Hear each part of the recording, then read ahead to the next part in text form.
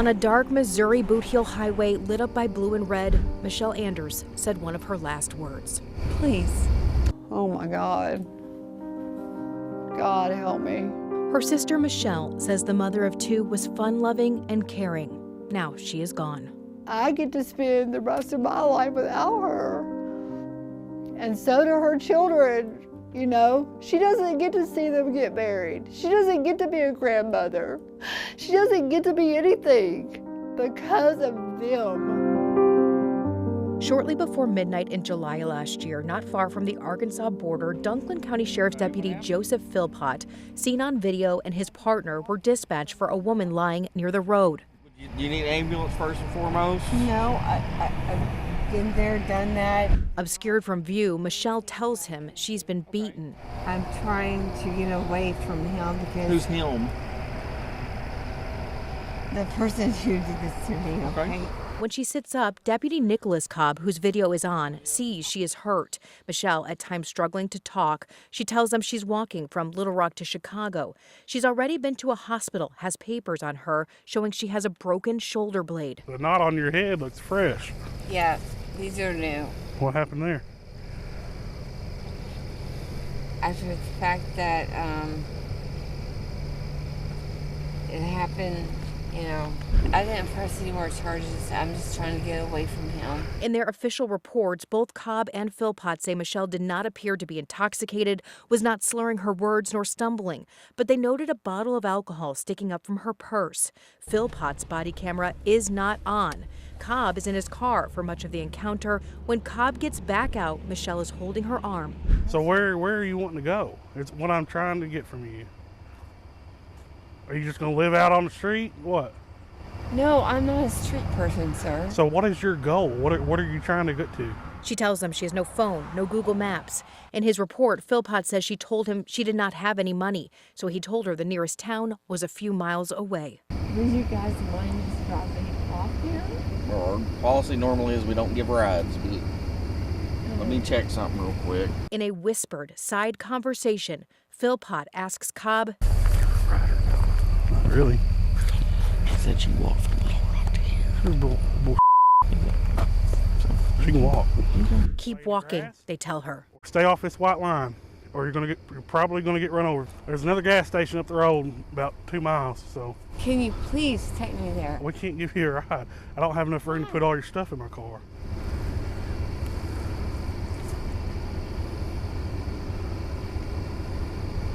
Please. I don't have nowhere to put your stuff. Elisa, so pained by that please. Please. You know, begging them, not asking, begging them to help her. You're welcome. Michelle thanks the officers as they walk away. 13 minutes after they leave her, this haunting image from a semi-truck's camera. Michelle sitting in the middle of the road, making no attempt to get up, and the truck hits her. 911, what's the address of your emergency? Did you hit this person or? Yeah, I mean, there was nothing that I could do. So you need an ambulance there? Yes. Well, I don't think an ambulance is going to help. Near her body, the bags Cobb claimed they didn't have room for, now stacked neatly on the side of the road. My sister didn't want to die. She was not suicidal. I mean, even in jail, you get phone calls. Even in jail, you get water. They left her with absolutely no hope. Do you think she would be alive today if they had helped her? Yes, I do. Yes, I do. Because she would have called me, and I would have driven 1,000,000 miles to get her. Did they fail to protect and serve? Yes, they did, totally. I mean, who are they protecting? They didn't protect my sister, and she's dead because of them. And Missouri's Attorney General now accusing the deputies of a gross deviation from the standard of care. Last month, they filed a complaint asking to formally discipline Cobb and Philpott's peace officers' licenses. Those documents say the deputies acted with, quote, reckless disregard for Michelle's life by leaving her on the side of the major thoroughfare at night, despite knowing that she was a potential domestic violence victim, severely injured and intoxicated. The complaint goes on to say they failed to summon medical assistance, didn't provide her with appropriate resources, and did not transport her to a place of safety. They need to get right with Jesus, in my opinion, because they failed her. First Alert 4 Investigates confirmed both Cobb and Philpott are still employed with the sheriff's office, the sheriff saying he would not discuss the case. Elisa shocked they still have a badge. She thinks they should be charged with a crime. My sister's blood is on their hands because they did not do their job. They took an oath to serve and protect, and they did none of that. They laughed in her face, said they didn't have room for her things, and she was dead 13 minutes later. But Michelle's case, sadly, is not the only alarming instance like it First Alert 4 Investigates has recently uncovered. Similar disciplinary complaint documents filed by the state say 2 St. Louis police officers, Ty Warren and Austin Frazier, committed what the state again called a reckless disregard, and more, they said, quote, an act of baseness, vileness, and depravity. They had been called to Forest Park in September 2023 after a call from a person who said they were going to commit suicide. Warren and Frazier found 29-year-old Urayoan Rodriguez Rivera under a tree, shot but still breathing. According to the complaint, Warren told Frazier, "We need to take this MFer then," to which Frazier replied, "We ain't taking this expletive. Let's cruise around and come back." The scene, according to the police incident report, was just off Kings Highway, very close to a major hospital. The complaint documents say they never provided medical assessment or attempt to render assistance, neither attempted to locate a firearm, which was reported missing from the scene. Rodriguez Rivera died later at a hospital, having left multiple letters of intent. His death ruled a suicide. His mother, who lives in Puerto Rico, texted with First Alert 4 Investigates, writing, "He was quiet, very smart, and had emotional problems," writing, "Nothing will change. That my son is dead, it's very painful for me." What? Why? Why didn't they help him? That case shocking to Elisa, too. She wonders how many other vulnerable people have suffered because she says someone with a badge turned a blind eye. What is this idea of reckless disregard? It's that you know what the rules are and you blow by them anyway. Gary Berger's the St. Louis attorney well-versed on cop cases. The state, he says, is accusing officers in both situations of failing to do what a reasonable officer would. Leaving injured people in harm's way, both a danger to themselves and to other people, is inappropriate conduct from a police officer. But that's just discipline. The families in both cases, he says, could possibly sue, but criminal charges, he says, are not likely. It's often difficult to prosecute officers for what they do. Is it more difficult to hold them accountable criminally for what they don't do? Absolutely. That's a great point, Lauren. Omission, the lack of doing something, is even harder. The law is going to give them even more defenses. In fact, Deputy Joseph Philpott is fighting back against the discipline, his attorney now filing a response to the AG's complaint, denying the allegations and citing an Arkansas police report from 3 days before their encounter, claiming Michelle was a perpetrator of assault, not a victim, though nothing in their incident reports or on the video seems to indicate they knew that at the time. Cobb's attorney spoke to First Alert 4 Investigates, saying Cobb is prepared to vehemently defend himself. The attorney telling us he couldn't speak much on the matter, but he was confident Cobb would be vindicated. We tried to reach the officers in the Forest Park incident. Neither would talk. St. Louis police declined our request for an interview. A spokesperson wrote, quote, "The 2 individuals are no longer employed by the St. Louis Metropolitan Police Department. While we are unable to comment on specific personnel matters, SLMPD holds its officers to the highest standards. Appropriate disciplinary action will be taken if an officer is found to have violated policies." I wish they would have arrested her. She'd still be here. Elisa says she desperately wants the officers held accountable. She can't talk anymore, but I'm her voice. Her sister's pleas now leading to one of her own. I was everything to her, and she was everything to me. Elisa says she wants more answers about how her sister's death was handled in general. Meanwhile, according to the state, Ty Warren is the only officer we've mentioned without an active peace officer's license right now. At this point, we don't know what became of that missing firearm in Forest Park, only that St. Louis police filed a report that it may have been stolen. St. Louis police requested payment from us for a public records request we made nearly a month ago for that information, all of it regarding the Forest Park incident. We have paid for that, but we have not yet received the records. Because of that, we don't have the body camera footage from that instance either. Much to follow on this, and we certainly will. I'm Lauren Traeger. First Alert 4 Investigates. One of those police calls started right inside Forest Park, and now some in law enforcement say what happened was inexcusable. It's disgusting. It's really disgusting.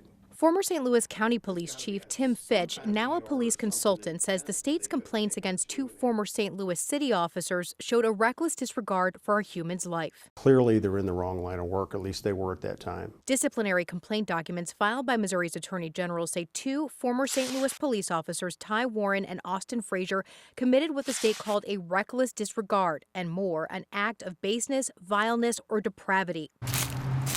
They'd been called to Forest Park in September 2023 after a call from a person who said they were going to commit suicide.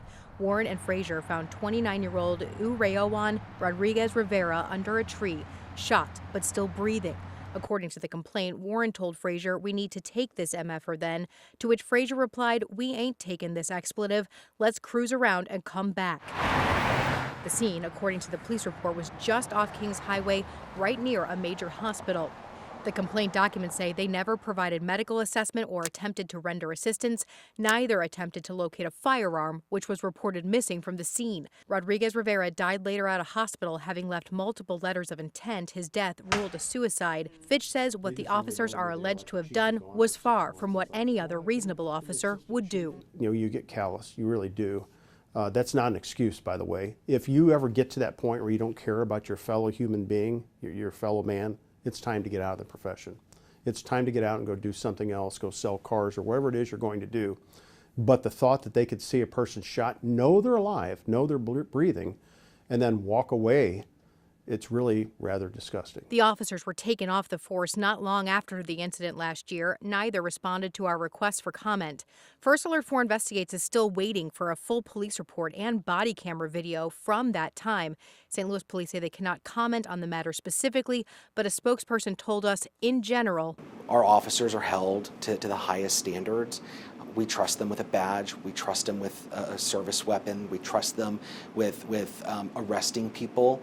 And so we have to make sure that standard is high. If somebody violates a department policy, we're going to hold them accountable. That incident in Forest Park wasn't the only one we've discovered in which state officials now allege officers failed their duty and committed reckless disregard.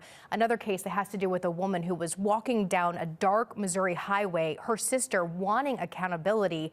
That woman died shortly after her encounter with sheriff's deputies. We have that full story that we first told you about last night at 10 on the First Alert 4 News app. And certainly, they are both cases we will continue to track. I'm Lauren Traeger. First Alert 4 Investigates. That's right. Last week, we told you about this idea of reckless disregard, with the state now accusing some police officers of failing their duties to serve and protect. But now one of those officers' attorneys says this should be a wake-up call to the public and to law enforcement. Please.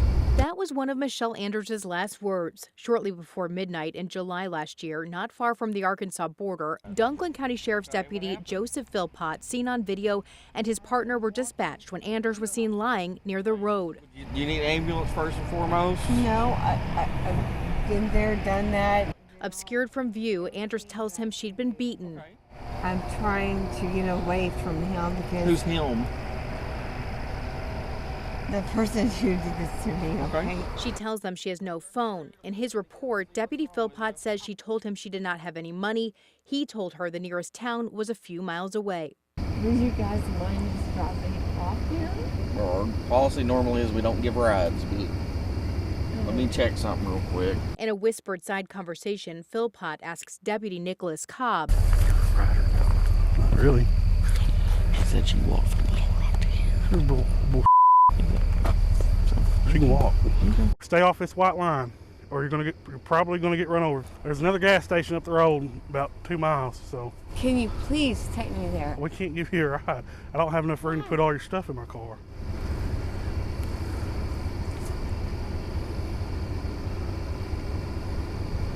Please.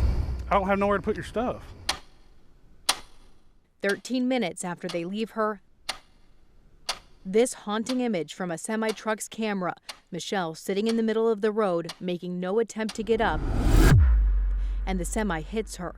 Michelle Anders' sister now wanting those two deputies held accountable. My sister didn't want to die. She was not suicidal. I mean, even in jail, you get phone calls. Even in jail, you get water. They left her with absolutely no hope. Do you think she would be alive today if they had helped her? Yes, I do. Yes, I do. Because she would have called me, and I would have driven 1,000,000 miles to get her. Did they fail to protect and serve? Yes, they did, totally. I mean, who are they protecting? They didn't protect my sister, and she's dead because of them. Missouri's Attorney General now accusing the deputies of a gross deviation from the standard of care. Last month, they filed a complaint asking to formally discipline Cobb and Philpott's peace officer licenses. The complaint says the deputies acted with, quote, reckless disregard for Michelle's life by leaving her on the side of the major thoroughfare at night, despite knowing that she was a potential domestic violence victim, severely injured, and intoxicated. They failed to summon medical assistance, the complaints say, didn't provide her with appropriate resources, and didn't transport her to a place of safety. There are no domestic violence shelters in Dunklin County.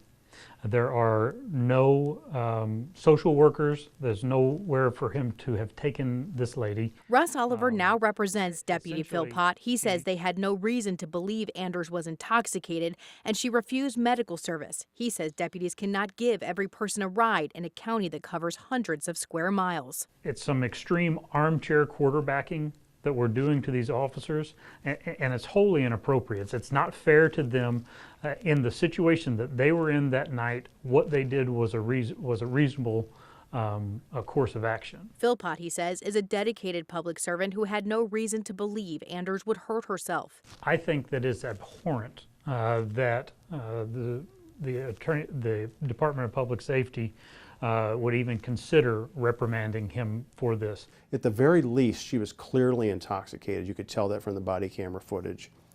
They should never have left her on the side of the road like that. But former St. Louis County Police Chief and current police consultant Tim Fitch reviewed the full body camera and says the call was mishandled. And even if she refused an ambulance, that doesn't mean you don't call one anyway. You call an ambulance over, let them evaluate her, and if she is not able to look after herself, you could take her into protective custody if you have to, if she refuses to. That's done all the time. And what does that look like? What does that mean? Typically on a protective custody, if you find someone in an intoxicated condition, they can't take care of themselves, like in this case, she said she didn't need an ambulance, you could take them into custody and typically take them to the county jail. Or in some places there are like detox centers, hospitals where you could take them to. Fitch says he thinks disciplinary proceedings are appropriate. I think they made a conscious decision that they just didn't want to deal with it for whatever reason. I don't know the reason for that, but they left her roadside and we see how that ended up, which is a tragic situation. They had absolutely no basis for protective custody, a 96-hour hold, or to arrest her for anything. So if they would have followed that expert's advice, they would have a civil lawsuit on their hands. But both Philpott and Cobb's attorneys say they plan to fight the allegations. A hearing is set for both in February. Oliver says, though tragic, Anders ultimately decided to end her life. Not to sound crass or heartless, but if they had done exactly what the state of Missouri is saying that they should have done, the likelihood is they would have only changed the location of her suicide. We will certainly keep following their administrative cases as they move forward. Now, these are only disciplinary hearings on their peace officers' licenses. There are no civil lawsuits at this time in Anders' death. And even Fitch says the law often protects officers from being responsible civilly or criminally when they failed to act. But this isn't the only case involving this disciplinary claim of reckless disregard. We also uncovered a case of two St. Louis police officers who found a man shot in the head but still breathing and decided just to leave the scene. We have that full story on our First Alert 4 news app. I'm Lauren Traeger. First Alert 4 investigates.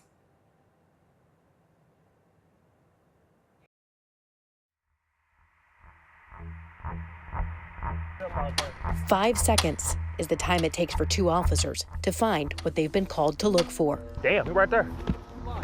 Somebody right there, swear to God. No, he ain't dead, he alive. September 10th, 2023, still sunny in Forest Park at 6:20 p.m.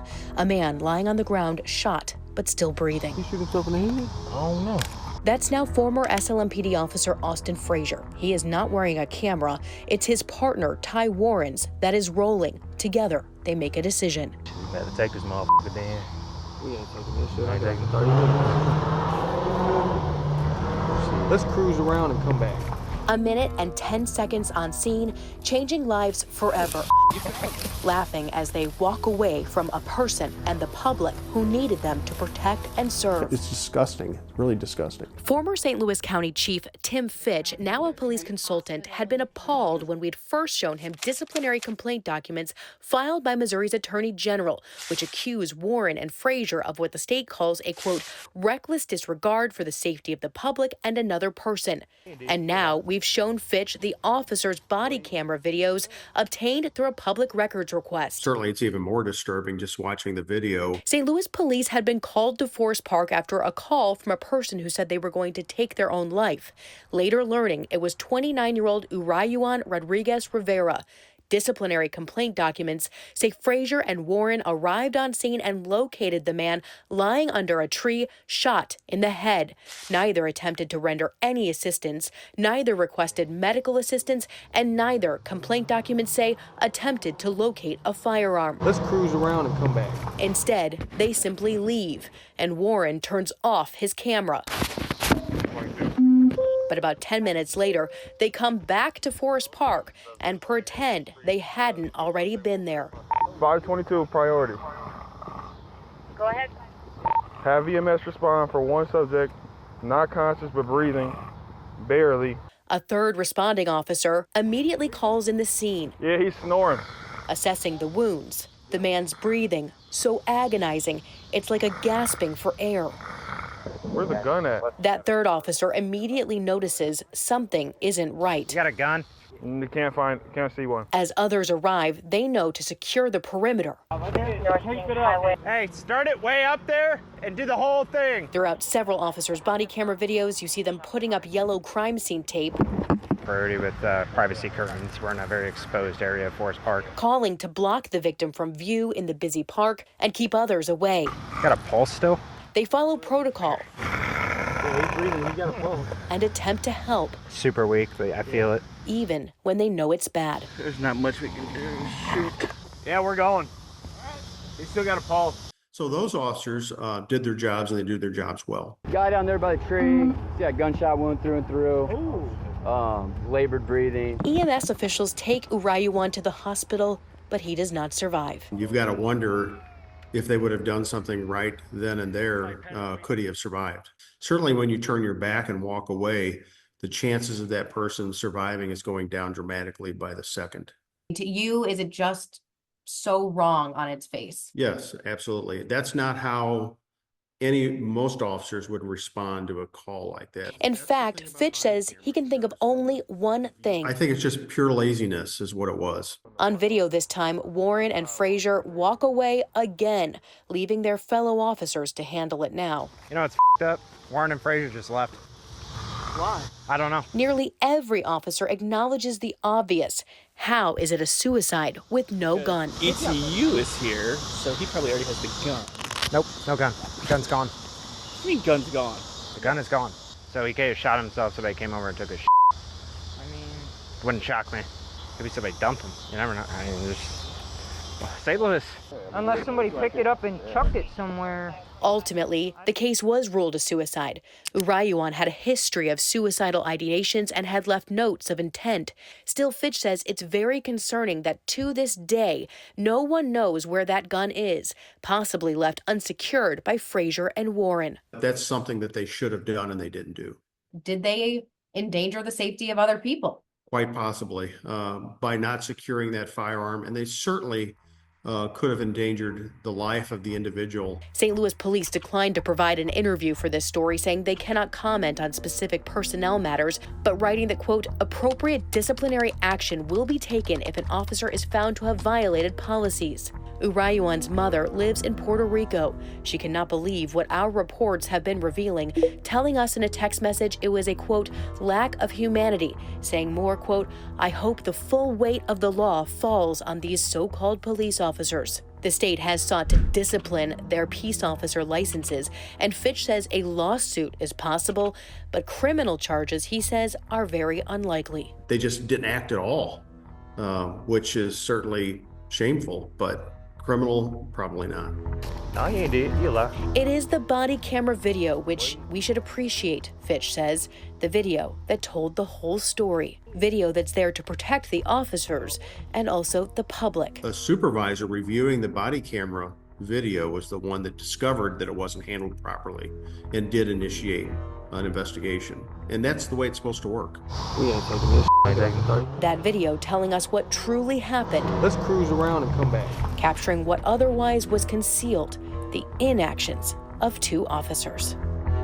Now, regarding that missing gun, police tell us their investigation into the stolen firearm remains ongoing, and they are actively monitoring their database to see if it is being used in any crimes. To date, there have been no hits to that database. The police officers, we're told, have left the department not long after this incident last year. They have not responded to our inquiries to talk to them. Warren has already lost his Missouri peace officer's license. Frazier has a hearing regarding his license tomorrow morning. We will certainly keep tracking that. I'm Lauren Traeger. First Alert 4 investigates.